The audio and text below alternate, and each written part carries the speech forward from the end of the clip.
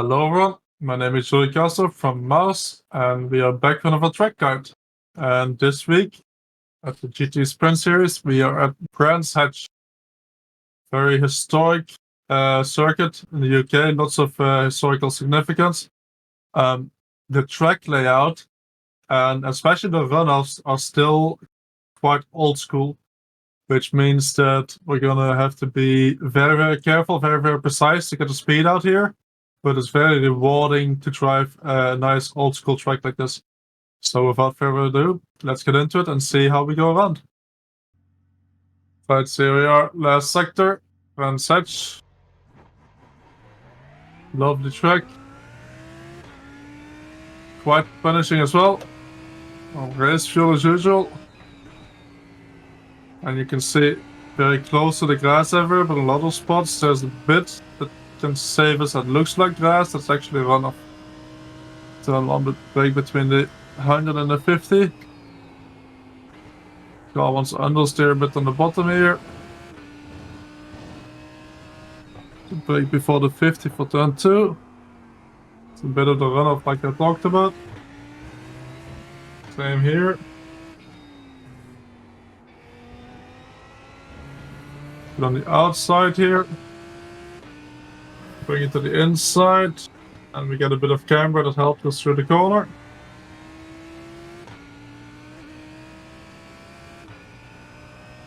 Brake just after the 50 here.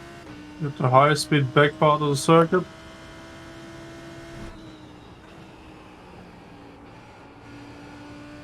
To the inside here. The blind corner here. Tap on the brake. Should not run into the grass on the left side there. Brake just before the 50. Keep the speed up. Into the last corner. Brake just before the 50. And all the way to the left side on the exit. Bring it back to the inside. And that's already a lap around Brands Hatch. Right, so here we are on the outside cam, starting our lap, having a closer look. And unlike last week, where we use a lot of the track next to the track, this time immediately it's grass in a lot of places. So I'll have a look for turn 1. I like to brake between the 50 and the 100, but another marker you can see is the top of this crest here. I want to brake just before the top of this crest. Bring the car over to the inside slowly, and then here the track falls away from you. So what happens then is that the front unloads before the rear does. And what that means is we get understeer. And we get that understeer until we're at the bottom here, where the front starts to load again before the rear. And then it gets pushed into the road and we suddenly get more turn. And what that means for our line is that we can go on power before we think we can. There's a very, very lenient off track here, so even touching the gravel a bit on the exit won't be an off track for iRacing. So here the car understeer, and at the bottom here you see the car gets compressed into the road and we suddenly start gripping. So at this point here it looks like we're just going off the road, but the last moment it will grip up, grip up, grip up, and we'll keep it on the track. So long story short, we can go on power before we think we can go on power because the car gets compressed the last possible moment. And to get a feeling for that, you just need to try it and practice a bit and find where the limit is. And the nice thing of being in the sim is that we can also find the limit by going over the limit a couple times and dialing it back a bit. Then for turn 2, you want to brake just before the 50 here. Make sure to not go too deep here. You want to go around the inside curb. Just follow the inside curb nicely from about halfway. Then slowly go to the outside. And this is where we come across this kind of runoff that looks like grass, but it's not grass. And we want to use that here. But as you can see, it's very hard to spot exactly where that end of the runoff is. And a bit of that is just learning where they are.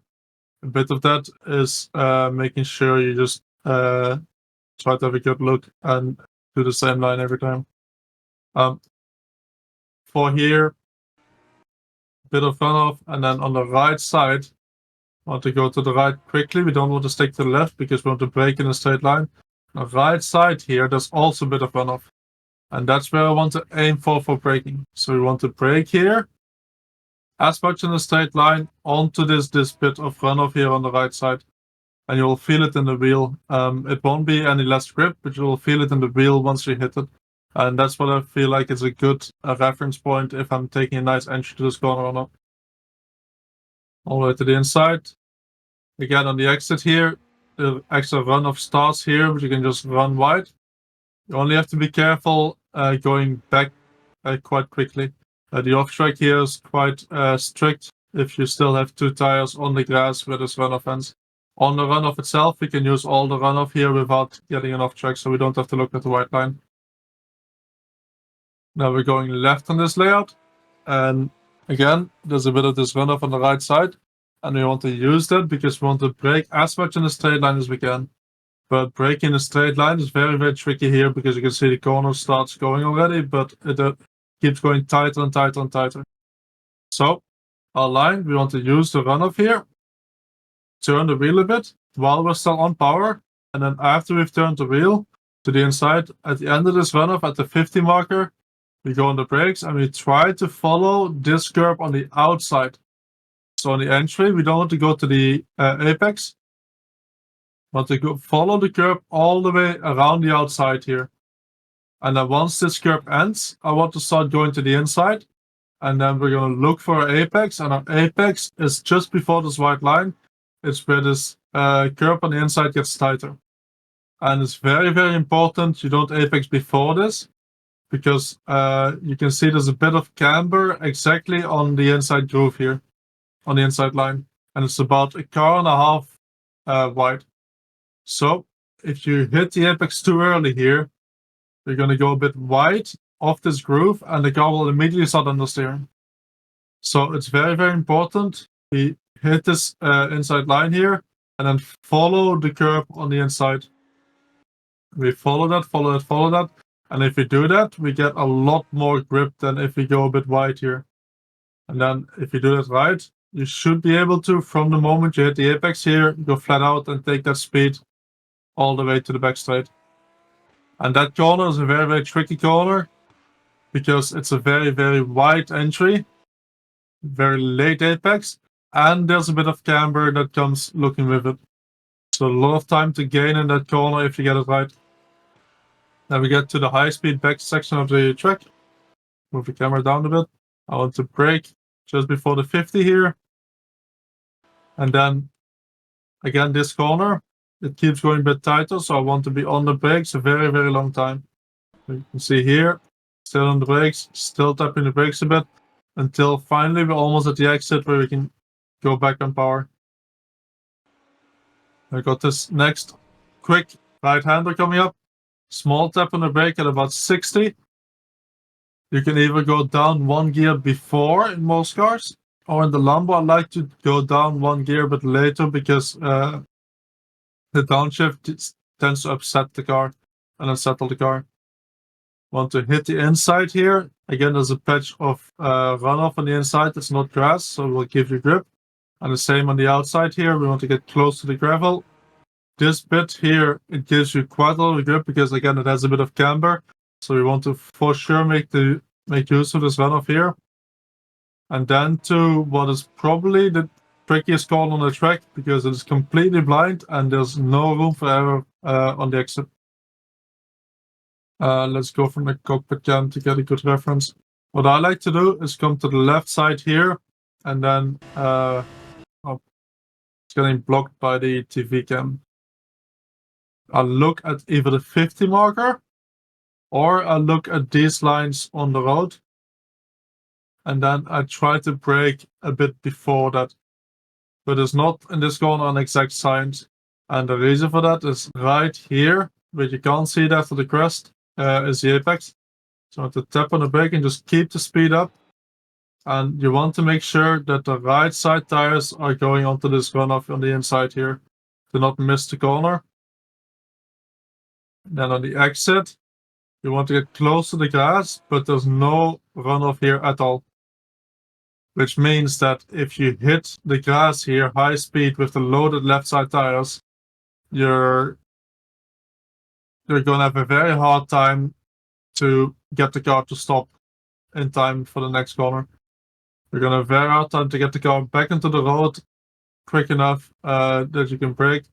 So very tricky on the entry, and get as close to the grass on the exit here as you can, consistently without touching it.